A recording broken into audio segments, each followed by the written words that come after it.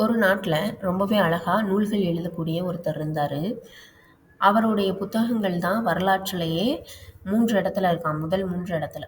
அப்படிப்பட்ட ஒருத்தர். தனக்கு எல்லாமே தெரியும் அப்படின்னு நெனச்சுக்கிட்டு இருக்காரு. பட் ரொம்ப பெருசா அந்த ஆணவம் அந்த மாதிரிலாம் அவருக்கு கிடையாது. அதே ஊர்ல இன்னொருத்தர் நூல் எழுதக்கூடியவர் இருக்காரு. அவர்கிட்ட போய் கொஞ்சம் கத்துக்கலாம் அப்படின்னு சொல்லிட்டு போயிட்டு, "ஐயா எனக்கு தெரியாத விஷயங்கள உங்கள்ட்ட கத்துக்க வந்திருக்கேன்" அப்படின்னு சொன்னாராம். அப்போ அவர் சொன்னாராம், "உங்களுக்கு தெரிஞ்ச விஷயங்கள ஃபர்ஸ்ட் நீங்க எழுதிட்டு வாங்க. அப்பதான் எனக்கு தெரியும் உங்களுக்கு எது தெரியாது" அப்படின்னு. ஒரு நோட்டும், ஒரு பேனாவும் குடுத்து விட்டுருக்காரு. அப்ப அவர் உட்காந்து எழுத ஆரம்பிச்சிருக்காரு. கடவுள பற்றி நம்மளுக்கு என்ன தெரியும்? அப்படின்னு யோசிச்சாராம். தெரியல. அறிவுனா என்ன? அப்படின்னு யோசிச்சாராம். தெரியல.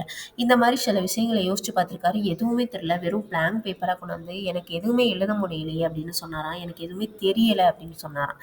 அதாவது எதுக்காக எழுத சொன்னாரு அப்படின்னா, தன்னுடைய அறியாமைய ஃபர்ஸ்ட்டு ஒருத்தன் ஒத்துக்கிறான் இல்லையா? அப்பதான் அவனுக்கு அறிவு வளரவே ஆரம்பிக்குமாம். இவருக்கு இப்பதான் அறிவு வளரவே ஆரம்பிச்சிருக்குன்னு அவருக்கு புரிஞ்சுதாம். அதுலேருந்து அவர் புக் எழுதுறதை விட்டுட்டாராம். தனக்கே ஒண்ணும் தெரியாம, "நம்ம என்னத்த புக் எழுதணும்" அப்படின்னு சொல்லிட்டு. எல்லாருமே தன்னுடைய அறியாமையை ஒத்துக்கொள்ளணும் அப்படின்றதுக்கான கதை தான் இது.